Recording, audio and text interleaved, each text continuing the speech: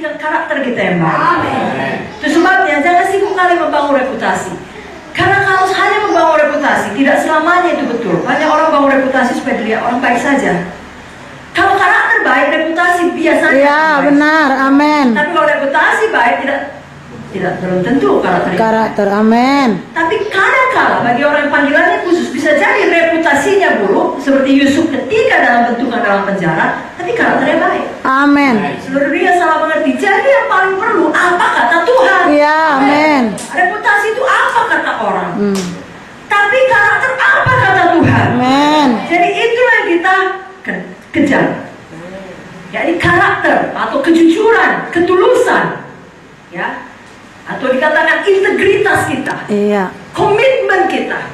Biarlah situasi boleh berubah, integritas kita tidak berubah. Amin. Komitmen kita kepada Tuhan tidak berubah. Amin. Dan kata lain, di saat susah, di saat sedih, ya, kalau anak-anak saya di Medan bilang sebelum menikah atau sesudah menikah, sebelum bekerja atau sudah bekerja, tetap Yesus nomor satu. Amin.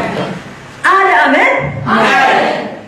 Sebabnya, sekali lagi, kalau Roh Kudus menegur kita, ada hal-hal yang dimana kita harus bertobat. Mari segera kita bertobat. Yes. Karena tak dapat tiada, sama seperti kita punya janji temu dengan penderitaan. Suatu saat semua yang tidak baik di dalam ini tak dapat tiada. Suatu hari akan ketahuan. Haleluya. Akan keluar juga. Betapa baiknya pun kita pura-pura. Saudara bilang, enggak, saya rapi menutupinya, enggak ada yang tahu. Saudaraku, kalau pun nggak ketahuan di dunia ini, sampai di nisan kita, di batu nisan kita pun ditulis orang paling baik sedunia. Tapi kalau pasti akan ketahuan. Nah, kalau ketahuan nanti di kekekalan itu sangat memalukan. Ya, nanti dipikir orang kita lah paling hebat di dunia, rupanya enggak. Bagus di dunia dipikir orang kita nggak ada apa-apa. Di sorga Tuhan bukakan kebenarannya. Amin. Ya, karena Amin. Tuhan sudah berjanji, aku akan memunculkan kebenaranmu seperti terang dan hakmu seperti siang. Yes. Tapi Tuhan memang tidak pernah mengatakan di dunia ini saja pasti. Bisa jadi di dunia akan datang. Tapi tahukah saudara, seperti kata Ibu Munte tadi, dunia akan datang, itulah yang sebenarnya. Karena 120 tahun di dunia ini adalah seperti setitik saja dipanjangnya garis kekekalan. Haleluya. Itulah yang harus kita kejar. Amin. Amin, saudaraku. Amin. Yang keempat, penderitaan yang kita alami justru membuat kita semakin menyadari Tuhan tidak pernah meninggalkan kita. Amin. Tahukah saudara, kerap kali kalau kita jujur, pada waktu penderitaan lah kita menyadari Tuhan itu sangat dekat. Amin.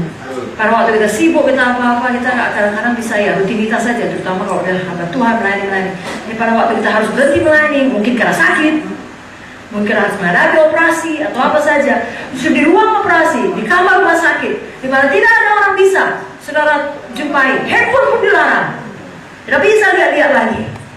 Nah, saudara mendekat pada Tuhan dan saudara lihat Tuhan baik, Tuhan setia, Tuhan Amin. Saudara sadari Tuhan tidak pernah meninggalkan saudara. Amin. Amin, saudara. Amin. Tahukah saudara, dalam Kejadian 39 ayat 20-21 saya bacakan mengenai Yusuf. Lalu Yusuf ditangkap oleh tuannya dan dimasukkan ke dalam penjara, tempat tahanan-tahanan raja dikurung. Demikianlah Yusuf dipenjarakan di sana. Tapi Tuhan menyertai Yusuf. Amin.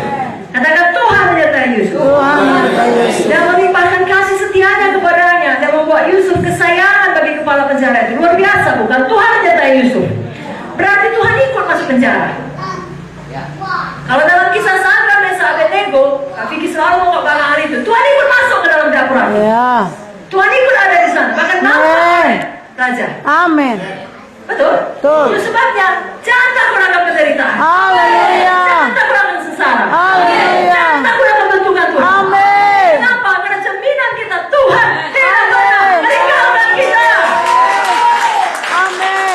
Amin. Ibrani 13 ayat 5 jelas dikatakan, aku sekali-kali tidak akan membiarkan engkau. Yes. Dan aku sekali-kali tidak akan meninggalkan engkau. Amin. Sebab itu dengan yakin kita dapat berkata, Tuhan adalah penolongku, aku tidak akan takut. Apa yang dapat melakukan manusia dalam aku?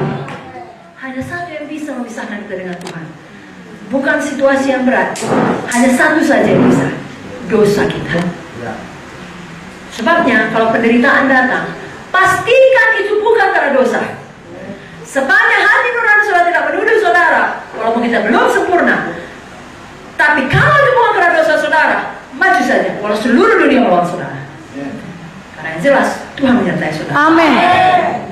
Tapi kalau memang ada bagian kita, ada dosa kita bertobat. Amin, saudara. Amin. Dan tidak perlu marah pada Tuhan kenapa ini jadi, karena memang hasil taburan kita. Apa yang kita tabur harus kita tuai, itu hukum Tuhan.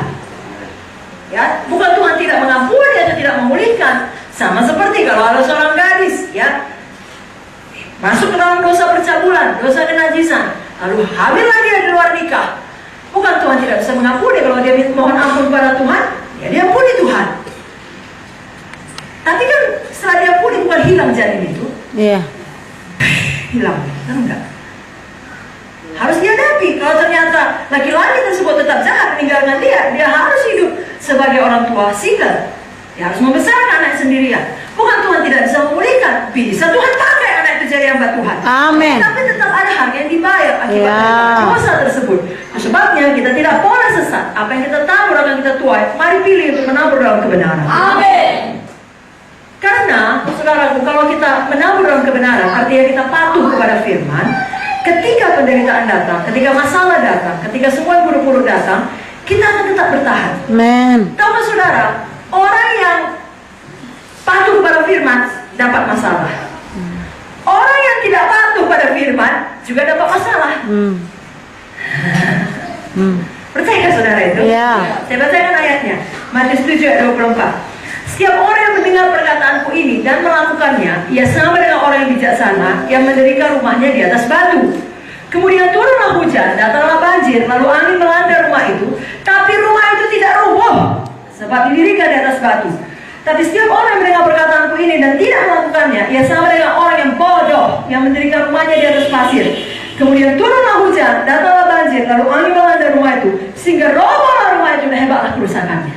Jadi sekali lagi, kalau anak Tuhan, orang Kristen, bahkan hamba Tuhan dapat masalah dalam bentuk apapun, jangan dihakimi.